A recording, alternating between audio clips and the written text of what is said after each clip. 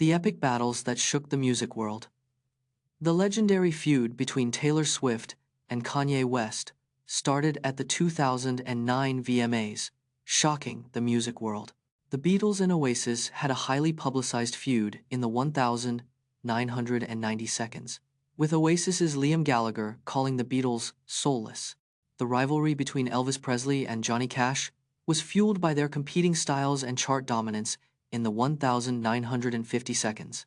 The feud between hip-hop giants Drake and Pusha T escalated into a series of diss tracks, captivating fans worldwide. The infamous Super Bowl halftime show in 2012 sparked a feud between Madonna and LMFAO, with rumors of a backstage fight. The long-standing feud between rappers 50 Cent and Ja Rule originated in the early 2000s, with both artists releasing diss tracks. Ever wondered how our brains adapt to walking backwards? Walking backwards reduces our visual field by 70%, making it harder to detect obstacles. Our brains use a different neural pathway for backwards walking, involving more cognitive effort. Backwards walking engages the cerebellum, which coordinates balance and motor control. It takes an average of 30 minutes for our brains to adapt to walking backwards efficiently. Backwards walking can improve balance, posture, and even reduce knee pain in some individuals. The longest recorded backwards walk is 26.2 miles, set by a Chinese athlete in 2018. Watch as Simone Biles shares her personal pre-performance routine, which includes a specific sequence of movements and visualizations that help her prepare for competition. Simone Biles starts her pre-routine with a specific breathing exercise to calm her nerves.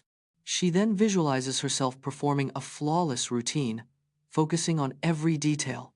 A consistent sequence of movements, including arm circles and leg swings, helps her get in the zone. Simone Biles also uses positive self-talk to boost her confidence before each performance. Her pre-routine ritual has been a key factor in her success, contributing to her record-breaking medal count. By following this personalized routine, Simone Biles is able to perform at her best under pressure.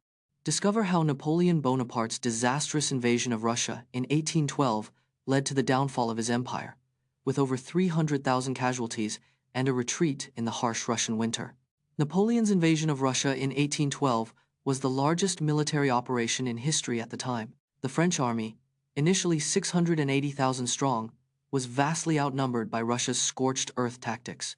The Russian winter, with temperatures as low as -30 degrees Celsius, decimated Napoleon's army, with over 300,000 casualties. The disastrous retreat from Moscow led to widespread desertion, with only 10,000 soldiers remaining loyal to Napoleon. The failure in Russia marked a turning point in Napoleon's fortunes, as European powers sensed his weakness and began to unite against him. Discover how civilians are affected by cyber warfare, as seen in the 2017 NotPetya attack, which crippled Ukraine's infrastructure, and learn about the growing threat of cyber attacks on civilian life.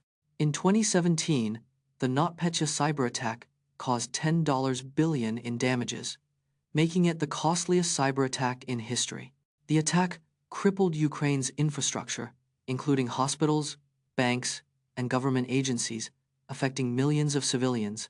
Cyber warfare can disrupt critical infrastructure, such as power grids and water supply systems, putting civilian lives at risk. In 2020, 70% of cyber attacks targeted the private sector, including businesses and organizations that serve civilians. Cyber attacks can also have a significant impact on civilians' personal data, with 60% of attacks. In 1998, the U.S. government forced Big Tobacco to pay $206 billion in damages for deceiving the public about cigarettes' health risks. In 1998, the U.S. government sued Big Tobacco for deceptive marketing practices. The lawsuit accused tobacco companies of hiding the dangers of smoking for decades. The settlement required tobacco companies to pay $206 billion over 25 years. The payment was the largest lawsuit settlement in U.S. history at the time. The settlement also forced tobacco companies to fund anti-smoking campaigns. The deal led to significant declines in U.S. smoking rates, saving countless lives. Meet the speed demons of rugby, including Carlin Isles, who ran a 10.13-second 100 meters dash, and Johnny May, who hit 10.8 meters per second against Ireland in 2019. Carlin Isles, an American rugby player, ran a 10.13-second 100 meters dash, one of the fastest times in rugby history. Johnny May, an English rugby player, reached a top speed of 10.8 meters per second against Ireland in 2019. Rugby players can reach speeds of up to 11 meters per second, comparable to professional soccer players. The fastest rugby player ever recorded is South Africa's Brian Habana, who reached 11.2 meters per second in 2015. Rugby players' speed is crucial, as it can be the difference between scoring a try and being tackled to the ground. The fastest rugby players often have a background in track and field, which helps them develop. Examine the tragic fate of the marine Sulphur Queen, a tanker ship that sank in the Bermuda Triangle with a cargo of molten sulfur, and uncover the devastating consequences of its loss. The marine Sulphur Queen was a 581-foot tanker ship built in 1,944 inches Groton, Connecticut. On the 2nd of February 1963, it set sail from Beaumont, Texas, carrying 15,000 tons of molten sulfur. The ship vanished in the Bermuda Triangle while en route to Norfolk, Virginia, sparking a massive search operation. The Coast Guard found no signs of wreckage, debris, or bodies, leaving the cause of the disappearance a mystery. The loss of the marine Sulphur Queen was one of the most bizarre and intriguing maritime disasters in history. Get an inside look at LeBron James' pre-game superstition of wearing his mother's necklace during NBA games and how it brings him good luck on the court. LeBron James has a pre-game superstition of wearing his mother's necklace during NBA games. The necklace was given to him by his mother, Gloria James, before his high school career.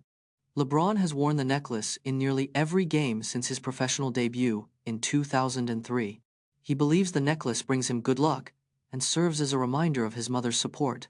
The necklace has become an iconic part of LeBron's pre-game ritual and NBA persona. Despite being a closely guarded secret, the necklace has become a symbol of LeBron's dedication to his family. In 1987, scientists discovered a supposed room temperature superconductor, but it was later debunked. In 1987, scientists claimed to discover a room temperature superconductor, stirring global excitement. The supposed superconductor was a ceramic material called yttrium barium copper oxide, or YBCO. However, subsequent experiments failed to replicate the results, debunking the initial claim. Despite the failure, researchers gained valuable insights into the behavior of high-temperature superconductors. The YBCO incident spurred the development of new experimental techniques and materials research. Today, scientists continue to search for a true room-temperature superconductor, driven by the promise of revolutionizing energy transmission.